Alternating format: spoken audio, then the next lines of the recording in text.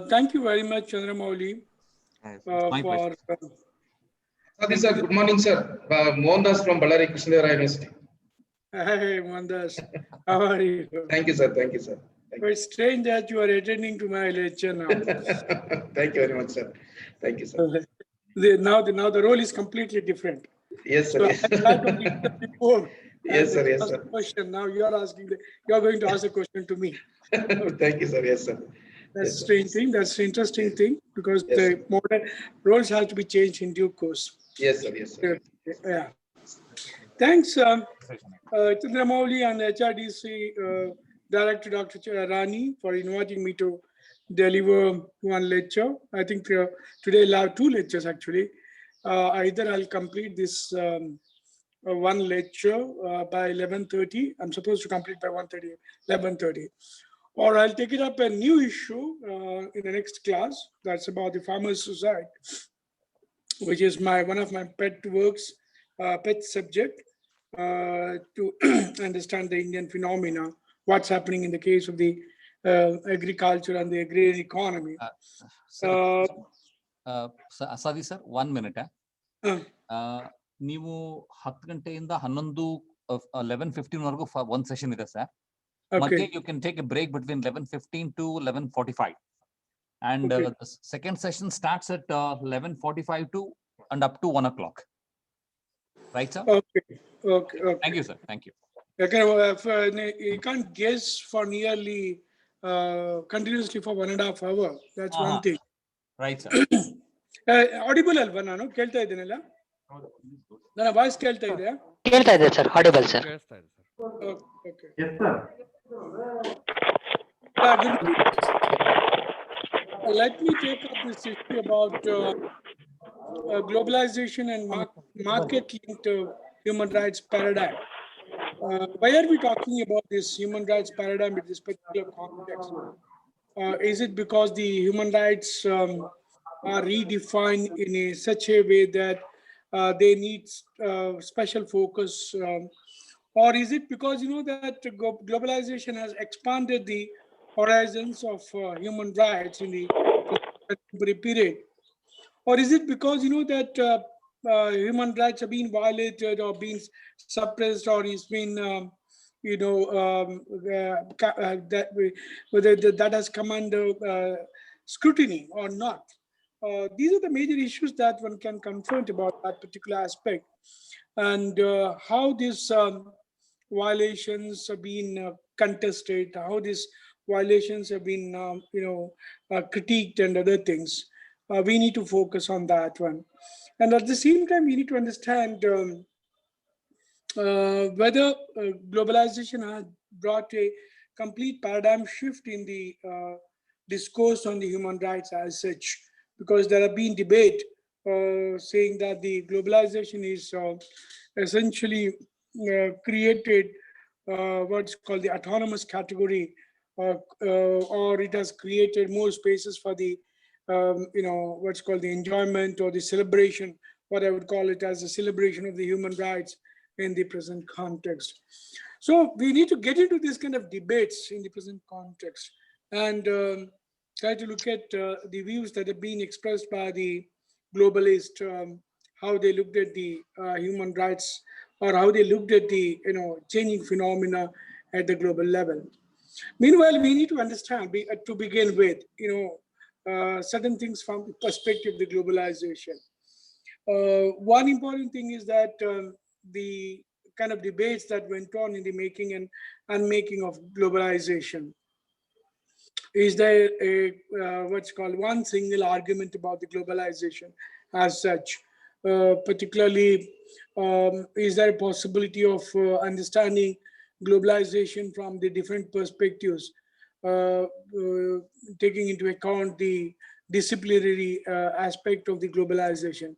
Is there something called the economic aspect of the economic perspective of the globalization, or the political science perspective of the globalization, or is there anything called the sociological perspective of the globalization? And all these things we need to understand. At the same time, how these perspectives are overlapping. and how they cut across the boundaries also from one discipline to the another. And is there anything called the independent study about the globalization as such? Because there are a lot of confusion about globalization itself. Even when you're talking about the human rights paradigm that the globalization is talking about, the confusion arises because of the because of the multiplicity of understanding about the globalization. Similarly, is the human rights itself. There's a debate when you're talking about the human rights. Can you look at the human rights from only one perspective as such? Like, for example, the human rights of some separatist groups. For example, for the state, any engagement with the freedom might be treated or might be confronted or analyzed as a threat to the state itself. So in the whole process, there's a possibility that the human rights might be violated. But on the contrary, if you look at the perspective from within, the particularly popular perspective of the common man, probably for them it is the engagement with the state to retrieve its freedom, retrieve its rights. They take the case of the Tamilians, or Tamilians particularly, when they were waging a war, undeclared civil war against the Sri Lanka. One side, the Sri Lankan state completely smashed them, but on the contrary, they felt the groups which are demanding freedom from within. They were demanding, retrieving their rights, right to rule, right to social equality, or the right to equality and other things, or right to freedom and other things they were demanding. That's the reason why we don't have a single definition or the single understanding about the either the human rights perspective or the globalization. There are major problem in while defining globalization itself. We need to get into that particular debate. One debate is about whether globalization is a liberal project, or is it a modernist project as such, or is it a post-modernist project? Or is there something called have we entered into the phase called the post-globalization phase? Or have we entered into the phase called the second wave of globalization or not? There are other debates also, debates pertaining to the beginning of globalization itself, whether there's something called the starting point of the globalization, because we try to say that globalization is a new phenomena, the current phenomena, and we try to say that the decade of 1990 as the decade of globalization itself. But was it true? What is correct in understanding 1990s as the decade of globalization as such? Probably there are other things. Is it a phase? Is it a phase of development? Is it a phase of what do you call the phase of new development as such? Phase of the new economic development. All these kinds of debates are quite obvious in the context of globalization itself. In the sense that is that there are ambiguities in this particular term itself. That's the reason why there are a large number of questions. As there's other things like is it a phenomenon? Is it a process? Is it a phase? Is it a stage of development? Is it a program, or is it an agenda, or an ideology? Is it the end of ideology, not the simple ideology itself? Or is it a buzzword of the decade?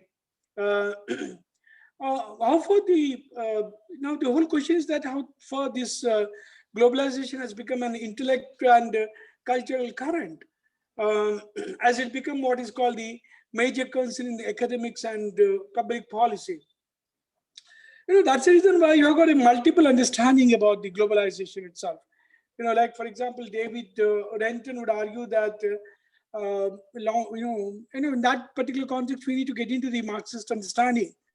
It is not only necessary that the Marxist understanding is the final understanding about, I would say that there are two kinds of Marxist.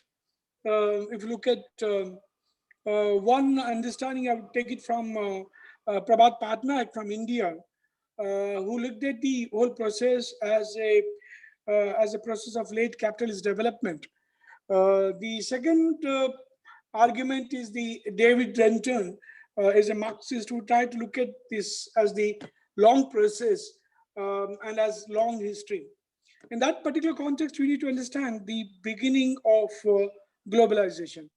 If you look at the World Bank report and other things, World Bank, why I'm trying to bring it World Bank understanding of the globalization is the fact that majority of the scholarship that came up in Indian context on the Western world, including our economists like the Bhagavati, who is not what's called the Marxist economist, who is a Pakka liberal economist, and there are a large number of other economists who tries to look at the globalization as a completely new phase in the world history, contemporary history, particularly beginning with the 1990s as the beginning of the globalization.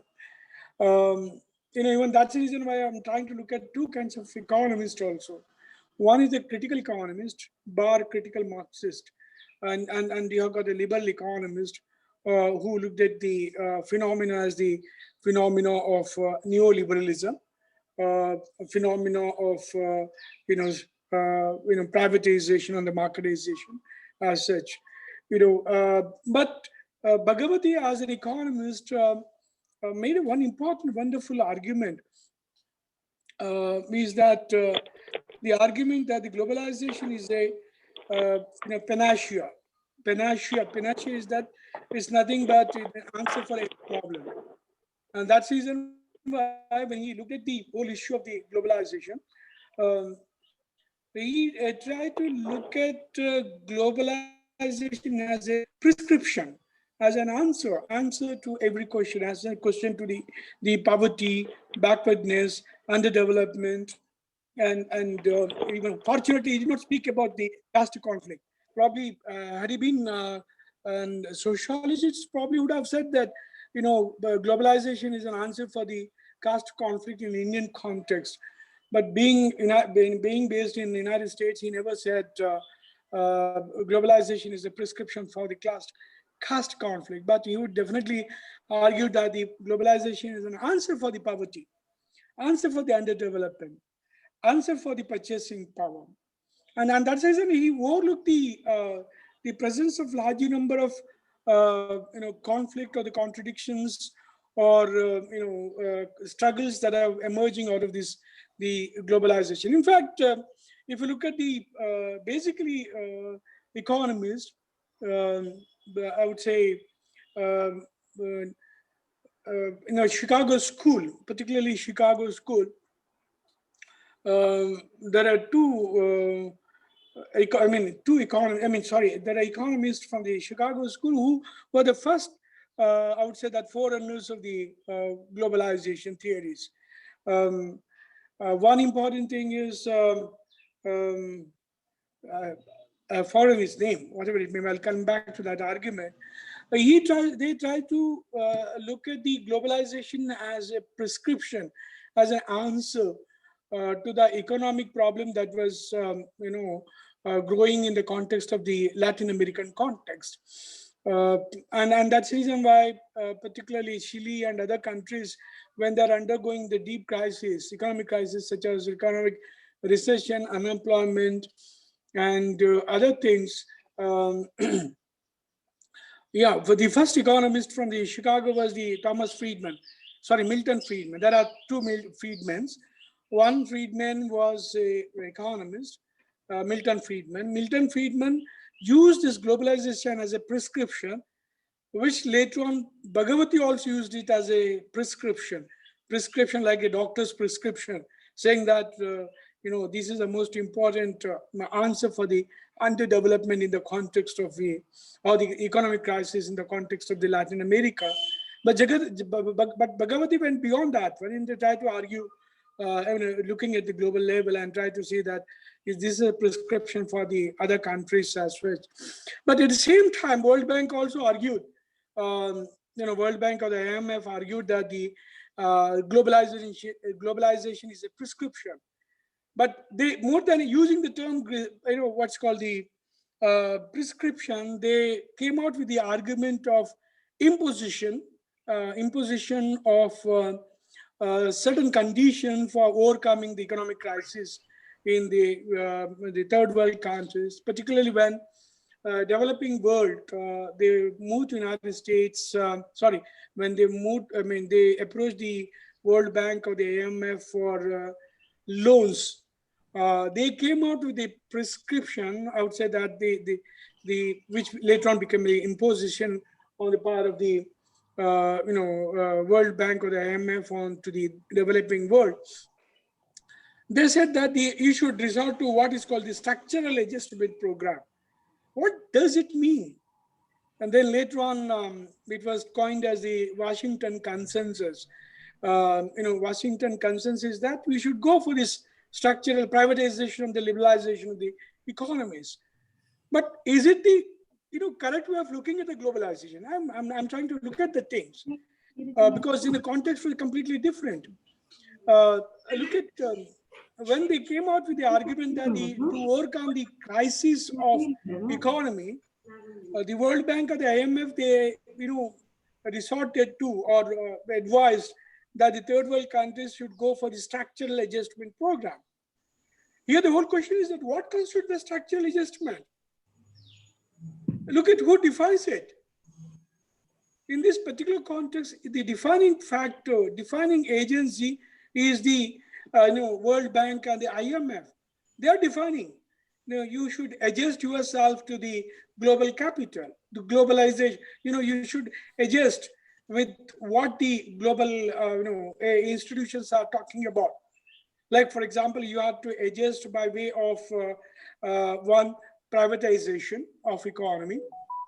Massively, you have to privatization. The second important thing is that you have to, what's it called? You have to withdraw from the realm of the social welfare, particularly the education, health, and other things. You should come out from that particular realm. And it is nothing but a withdrawal of the state that they were engaging or they were resorting to or they were arguing about. Or they were arguing about what is called the debureaucratization.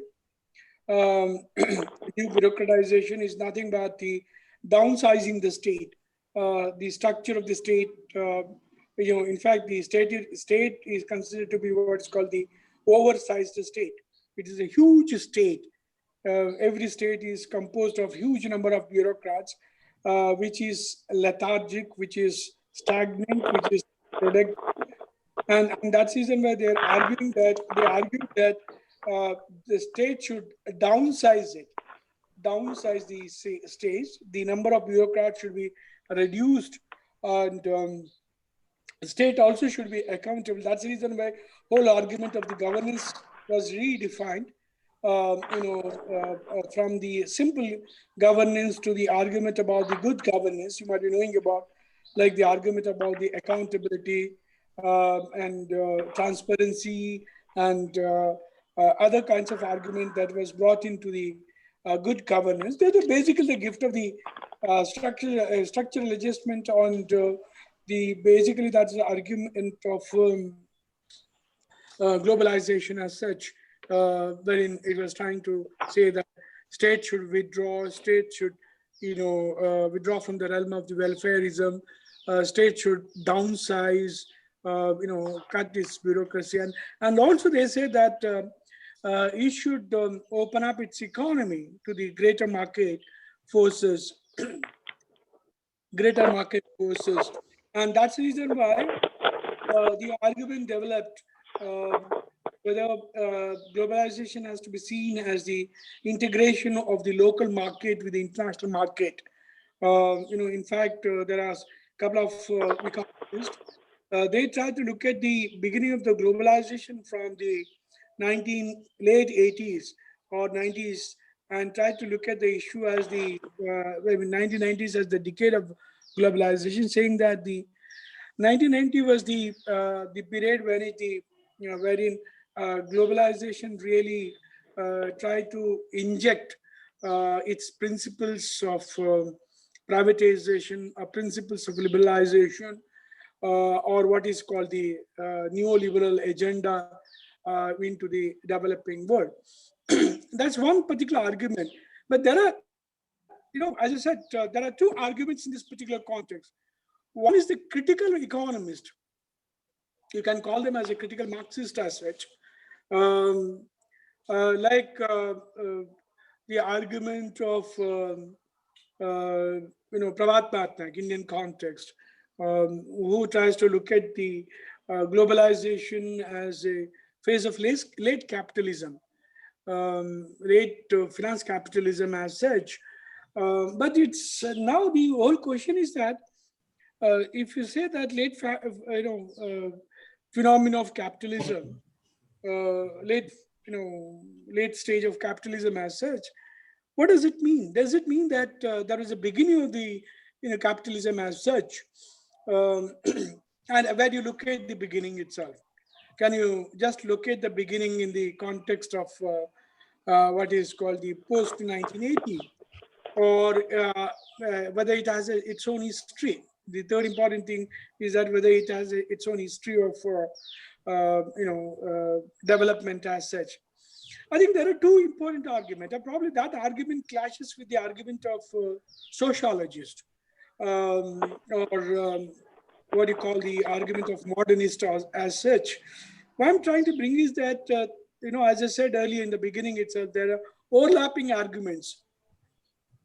For example, the argument of the sociologist, anthropologist one side, the argument of the critical Marxist or the critical economist on the other.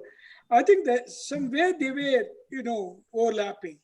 Even the argument of the liberal economist and other argument is also quite obviously they are also overlapping.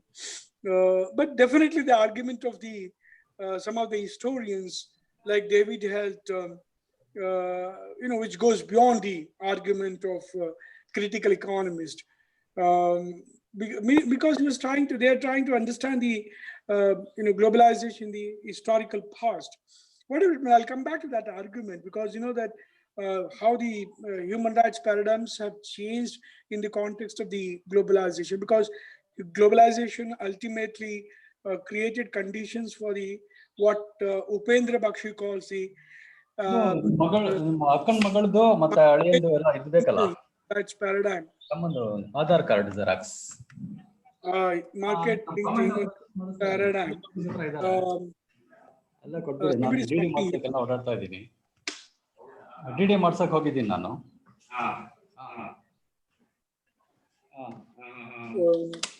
Let me get back to the argument of economist and the argument of the sociologist. Okay, ಬರ್ತೀನಿ ನಾನು. The argument of economist or the sociologist here, because I would call them as a critical sociologist or the critical critical economist. I'm trying to bring the sociologist the fact that they try to look at the globalization failure of the modernity. Can you stop talking? The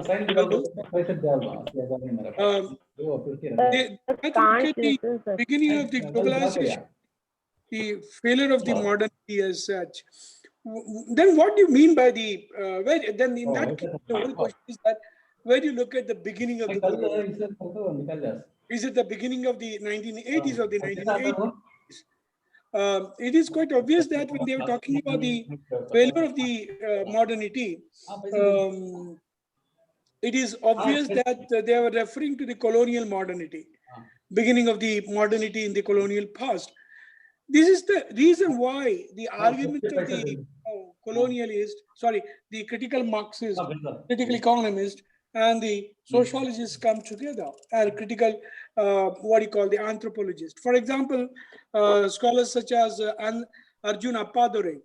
Arjun Appadure would definitely argue that the, even though later on he talks about the, I think the four scapes, how this has created four scapes in the present context. And I'll get back to that argument later, but let me focus on the colonial modernity and the colonialism as the beginning of the globalization, the argument of the critical Marxist. And there is an attempt by many scholars, Marxists, saying that the Marx or the beginning of the globalization in the colonial period and the discovery of the what's called the new nations, particularly in his book Communist Manifesto and the Capital Volumes 1 and 2 and other things, wherein Marx also tried to locate the beginning of the expansion of the state and the expansion of the market, because the one common agreement among the globalization theorists is that they all focused on the expansion of capital into the market. Aadhaar card सब जरा देने तेरा पास आती है तेरा बोलियो तो है वहां को. Can I ask him to mute his? Amir sir. Okay, Amir Pasha sir. Hello.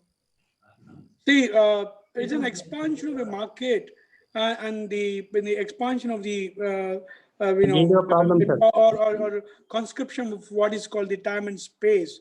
As you go on conquering the world, the space between the colonized world and the colonial world will be bridged. This kind of argument that have been made. But if you look at that simple argument of Marxist, and particularly Marx, he also looked at the discovery of the new nation as the beginning of globalization. In fact, Marx never used the term called the globalization. Marx incidentally never used the term called the imperialism, but it was quite apparent in his argument. When he was talking about the expansion of the mercantile capital, even though he talks about the different forms of the capitalism, like mercantile capitalism, or he was talking about the commercial capital, or he was talking about merger of the big companies or the banks. Particularly, he was talking about the merger of the banks and other things. He was literally talking about the process of the globalization, how globalization has began along with the expansion of the colonial market. But he would definitely argue one thing. He would say that the fillip to the market expansion began in 1830, particularly after the Industrial Revolution, when the industrial products they moved out of their place of origin to the different parts of the world, and they tried to capture the market. How Murshidabad, for example, in Indian context, became an outpost for the merchant Manchester goods, and that's the reason why you have got a dependency. I mean, it created what is called the dependency of the third world. At the same time, it created the market expansion. It created a situation where what is called the exploitation of the colonial countries became a fact. That's the reason why the whole Marxist argument, Indian context, they try to look at the, even non-Marxist like Dadabhai Nauroji, they argued about what is called the drain theory.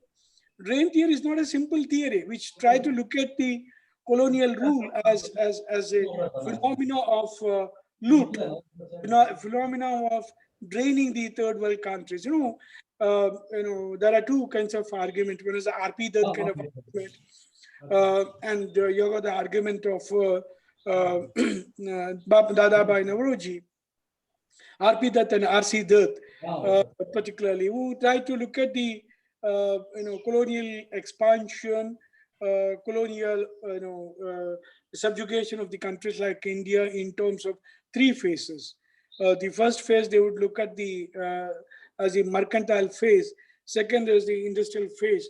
Third as the finance capital phase. And Dadabhai Naoroji came out with the argument drain theory.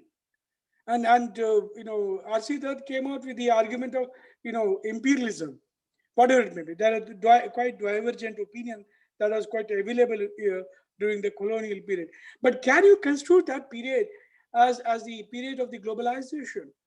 If you look at the expansion of the market, if you look at the capturing of the Indian market, and if you look at the way the colonial masters brought changes in the agrarian relations. For example, the Britishers, they introduced three major changes policies in Indian countryside. Like, for example, in the agriculture, they introduced the Raitwari system. In agriculture, they again introduced the Zamindari system. The third important system that they introduced was Mahalwari system. These are the three important systems that they introduced. Did it bring any transformation? Why I'm trying to, I'm concerned about this particular aspect is that I think there are two important aspects. One is the colonial modernity aspect and the colonial, globalization aspect. Because, even though we don't use a term called the colonial globalization, we definitely use the term colonial modernity, but definitely colonialism, if you look at all the characteristics of the globalization, obviously you find many of the features available during the colonial period. Today we talk about the certain features, like, for example, the circulation of the capital. That's one of the. Sir, excuse me, sir. There is no video, sir. Huh?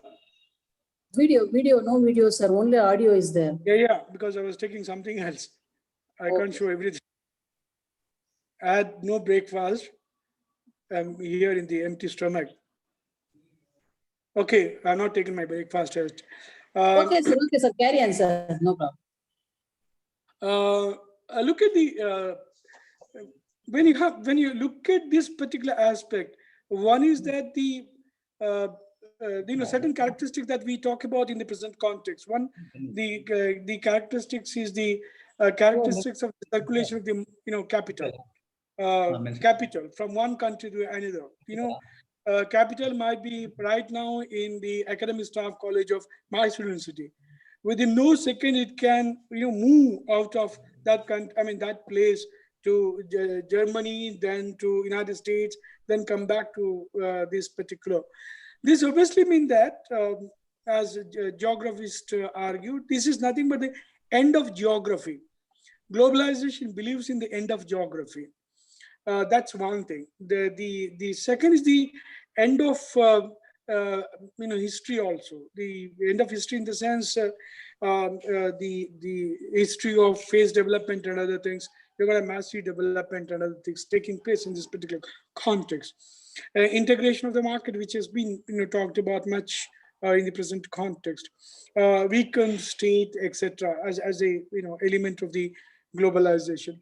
But can you say, if you look at the other argument of what's it called, Dadabhai Naoroji, R.P. Dutt, R.C. Dutt in Indian context, or Marx in the Western context, and the argument of Prabhat Patnaik and others, is it possible to argue that the globalization is not a new phenomenon?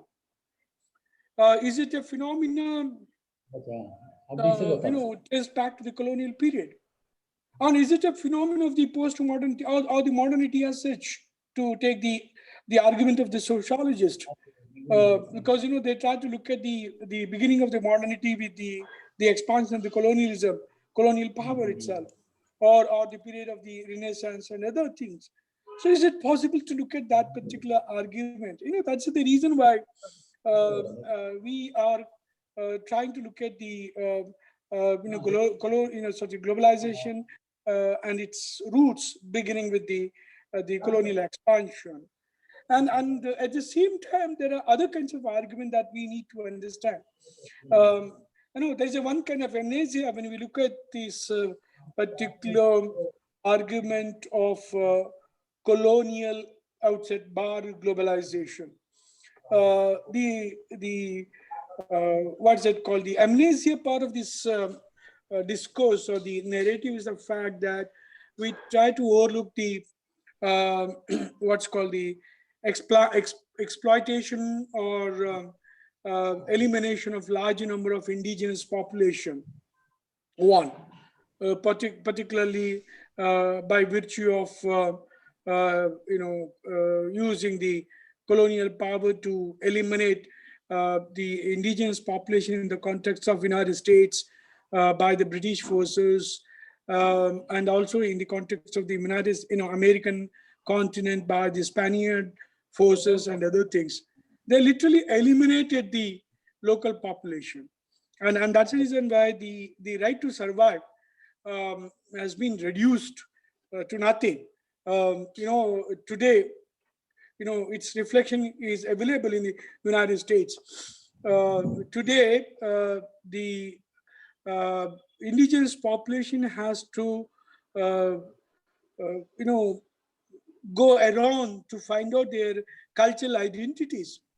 What happened in the United States, there's a particular argument that's been made, is that the argument of museumization of culture.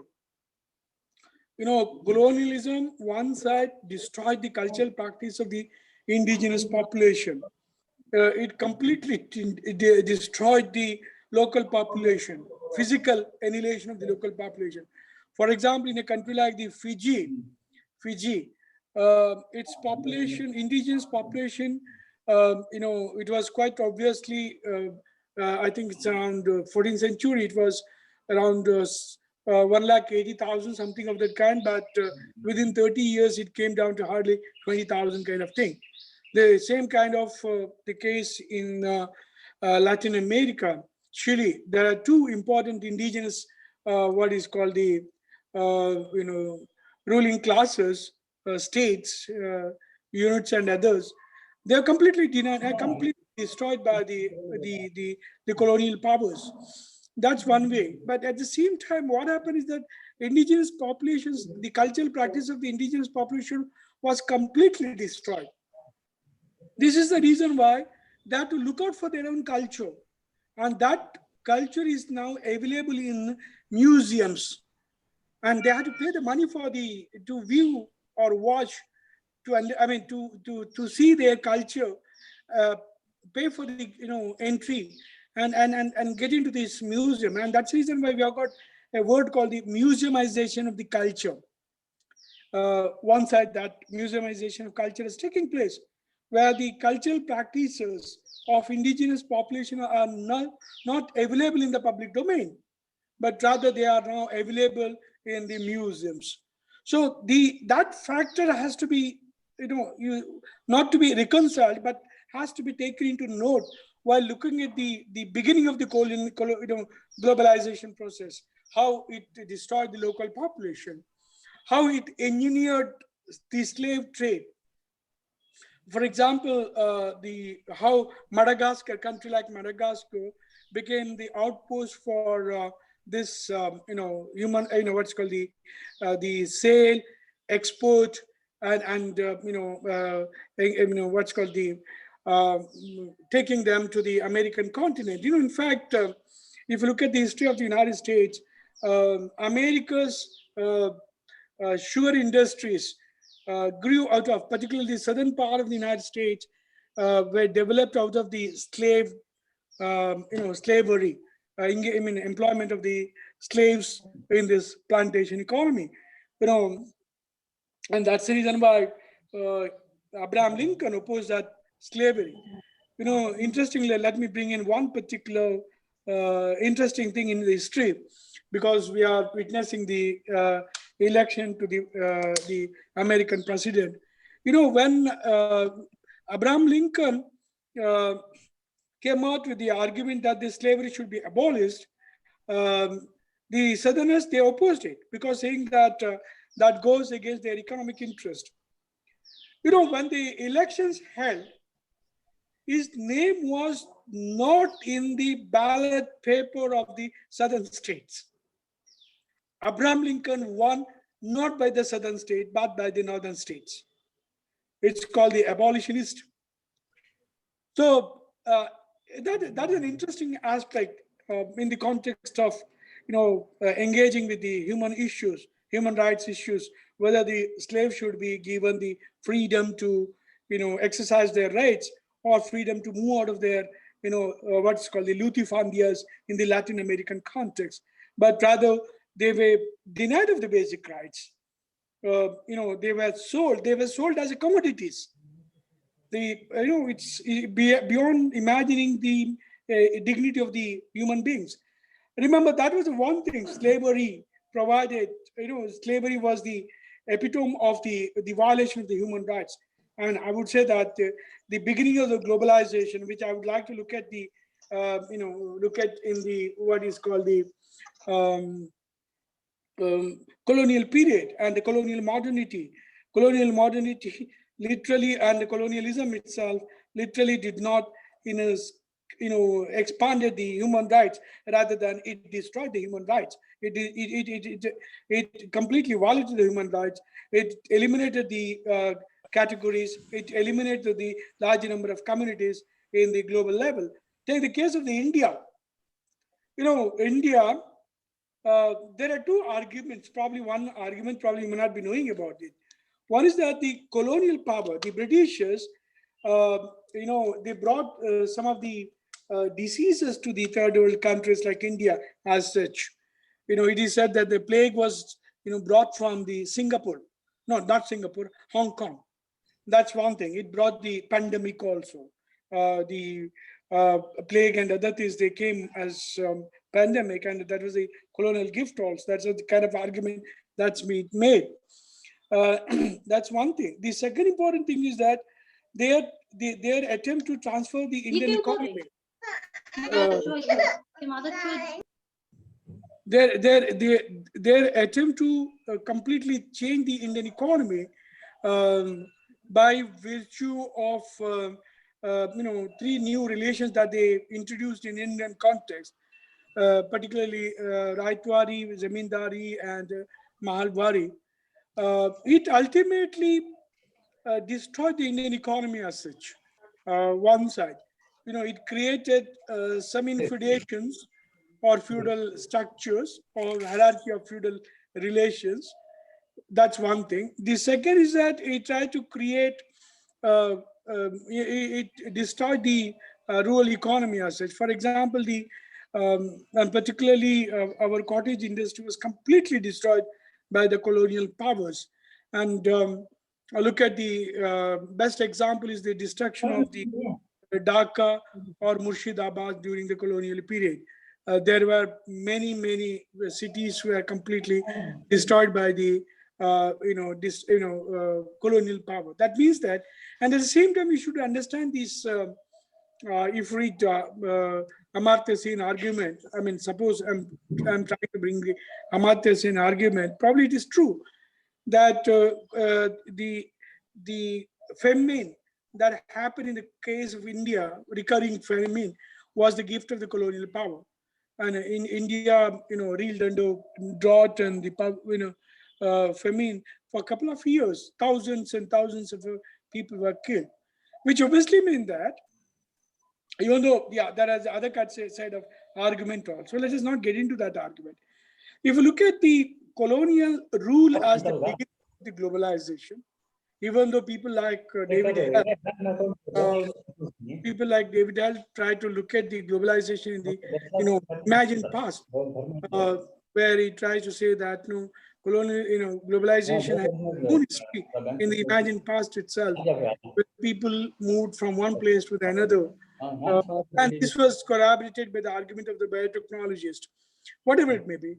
If you look at this argument of anthropologist or the Marxist, critical economist and other things, one can take the contemporary debate of the globalization back to the colonial period and engage the colonialism as a source of destruction, as a source of underdevelopment. That's the reason why when you look at the whole debate of development and underdevelopment took place, the narrative of the underdevelopment trace it back to the colonial period or the center and periphery debates. And in that debate also the argument of colonial rule and the colonial extraction is quite apparent.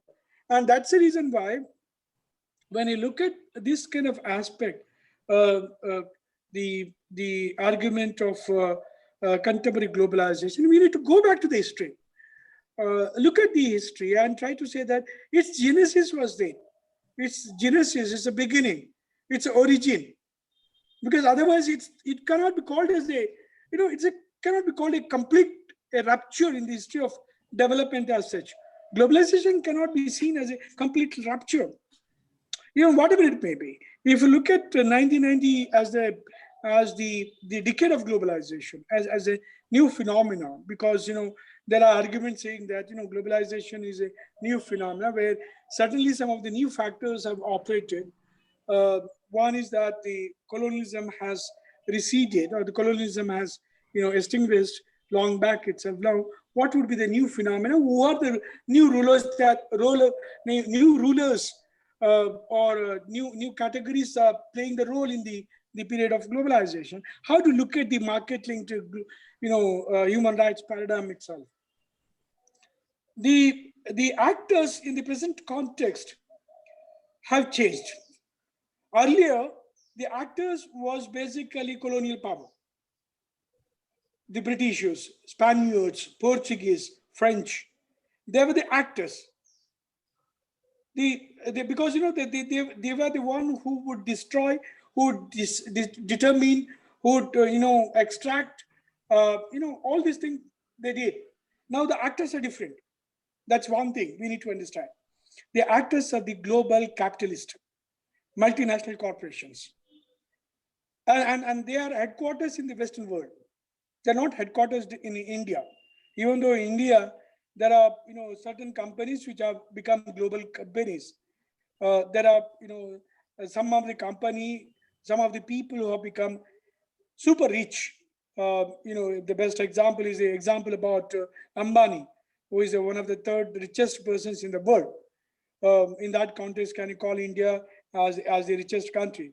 I don't think so. You cannot talk. You cannot say that India is the richest country, because our economy is now under what's called underdevelopment also, or our economy is under shock with the minus 23%, 23 point GDP growth as such, whatever it may be. But definitely global capital is operating at the global level. What are the ways they are operating? Are they advocating the market-linked human rights paradigm? What Upendra Bakshi argued about, one of the best law professors argued, saying that the globalization has advocated human rights paradigm in the present day context. What his argument is that it has opened up market. It has provided new ground for the what is called the human rights. Earlier human rights were categorized into first, second, third waves, all the phases of human rights, wherein you have got the political, civil, and other kinds of rights that have been given to the population as such. Now he says, now the argument is that human rights are now mediating through the economic activities. The argument is that, it's not very, very hard to understand. It's very simple. Argument is that since the state has withdrawn, when the state was controlling the economy, when the state carried the what is called the development from above, it was nothing but the imposed development. The economic rights were very, very defined, very, very few. You had no economic rights as such. Sometimes you had absolutely no choice. The choice itself is a form of rights. For example, early in 70s, I remember if you want to buy scooter, I had no other choice except either to buy Chetak or Bajaj scooter.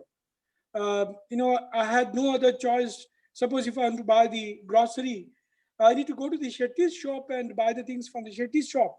And the Shetty provide me, he gives the items for me. That means that there was no choices, no rights wherein I can celebrate it. No, it's nothing but the non-celebration of the rights in that context in 70s. When state withdrew post 1990 from the realm of the economic activities and allowed the market to operate, and allowed the global capital to enter into, then the engagement with the human rights, economic rights have increased. And that's the reason why our rights today, one side, it's all linked to the market. That's what globalization, that's what the argument is about.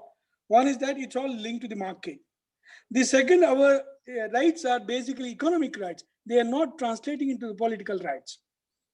See, is there a possibility that these rights would translate into the political rights? That's a different question. But the thing is that the larger question is that the basic argument is that they are economic, they are specific to economic activities. They are not translating into political, because it creates a passive categories. A passive category wherein the category becomes a commodity. It is creating a category called it is creating a society called McDonaldization of society. Let me get back to this argument. To begin with, the market becoming a site of engaging with the human rights issues. Earlier, the market was not the site of engaging or the celebrating rights. Earlier, the market was meant for the export of the goods. Market was seen as an exploitative, the physical exploitation of the people. They take the case of indigo cultivators and others in Indian context. Now the market is seen as the site of celebrating the human rights. The best example is to understand the mall system, mall culture. Mall culture, which has been brought in by the globalization, wherein you try to, what is called, engage yourself with the items in the market. It allows the individual to enter into the market, which was not possible earlier. The second is that you have got every right to bargain with the market, bargain with the mall. Whenever you got to bargain with the market, basically, not with the mall. For example, if bank says that we will provide the loan, we will say that no, the other bank is giving less with this thing. See, the third is that you have got the right to choose now. In the market, you have got hundreds and hundreds goods are available now. And that's the reason why market, wherein you have got the choice or choosing one commodity over the another. That's the reason why I got a new rights that have been brought in here. That's called the right to choose. You got the right to new form of market now. For example, the argument that the market is no more confined to the malls alone. So the concept of the market being identified in a particular locality has completely destroyed now. You've got a new concept called the e-market, e-commerce, that's all coming in. They are trying to say that your right to decide about the market is now expanded. For example, you can say that my market is not the market, sorry, a mall, but rather my market is basically the market at home. That is nothing but the e-commerce, like the way Amazon or Flipkart and others, they have been doing it. So you're bringing the market to the home. Earlier, you used to go to the market, right? In the physical presence in the market itself. That's the reason why the whole argument of the market being brought into your home, your domestic front, and also your, the private sphere also. And that's the reason why the argument is that the rights of an individual has been expanded. The market has given the choices, the globalization given the choices. It has expanded your rights of selecting, or even you have got every right to exit from the market and other things. That's the reason why it says that all your market, all your rights are now linked to the globalization. That's the reason why the argument about the market linked to globalization today taking place. At the same time, there's an argument of the McDonaldization of the society. What is this McDonaldization? Where at the same time, there's another kind of argument saying that we are entering into the phase of Coca-Colanization of the society, Coca-Colanization and McDonaldization. How to look at them in terms of the human rights paradigm? McDonaldization is nothing but the outlets. You have got a global outlets. Thousands and thousands. I think the McDonald's being the fast food, which obviously means that it's giving the new right to lifestyle. Now the new right is that there is one civil society. Hello. This is called the McDonald. That's called the McLibel. One of the civil society groups argued that the right to choose today that has been again shifted to the children. That's the reason why there's a paradigm shift from the elders to the children. Today what to eat at home, what to bring at home, what to see at home is decided by the children. This obviously means that there's a paradigm shift in the argument of human rights. One side, the argument of the economic rights, but the argument is that these economic rights are not translating into political, because there's a the globalization is introducing what is called the cultural taste. For example, they argue that through the means of cultural industries, we try to create what's called the passive industries, passive individuals, and converting all individuals as commodities or as consumers. For example, it uses through what's called Coca-Cola. It uses through the symbols of culture, like movies and other things. That's the reason why there's a shift. The arguing saying that they become an economic categories. They engage. They celebrate the rights, economic rights, more than the political rights. And at the same time, the argument is that we are entering into a phase where we are literally becoming McDonald's, subjects of the McDonald's. What constitutes the McDonald's? McDonald's, is it providing us the right to think? One side, it is providing us a new rights. That's what the globalists, they would argue on the ground that McDonald's is a new form of taste that's been available to everybody. McDonald's is a new culture of lifestyle where everybody is living on what is called the fast food, where everybody is thinking of market dependency. That for example, the best way is the example of the Zomato and other things, where we, for our breakfast or the dinner, we all bring the things from the order from the Zomato, which obviously means that we are depending upon the market for our food practices. That obviously means that our food is now packaged one. What McDonald argues that our life is now packaged one. It's a given. The second one is that our life is, we don't become what's called the critical masses. We don't question the market. We don't question the globalization as such. That's the reason why. And at the same time, you got the uniformity in the cultural taste. This argument is being made by well-known sociologists like the Featherstone, who uses the term called the Americanization of culture. Americanization provides us the uniformity in the taste, uniformity in the lifestyle, uniformity in the cultural practices, uniformity in the social relations and all these things. That's the reason why he says that we are entering, globalization has created space of uniformity, uniformity in the outlook, uniformity in terms of our reach, and at the same time it interlinks any person in the remote corner of the world with the person living as an unknown person. Like for example, I might be living here in Mysore, but at the same time I can connect any person in the United States, or in the Siberia, or even the New Zealand, or even the deep forest of Amazon and other things. That means that the interconnectivity it has created.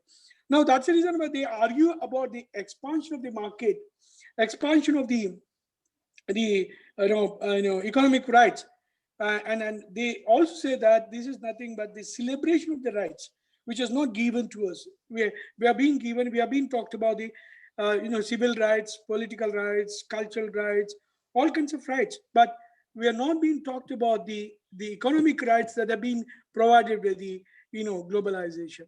And this is one of the reasons why they undermine, they don't talk about the consequences of globalization on the human rights aspect. For example, like how many people were died in the context of out of the hunger.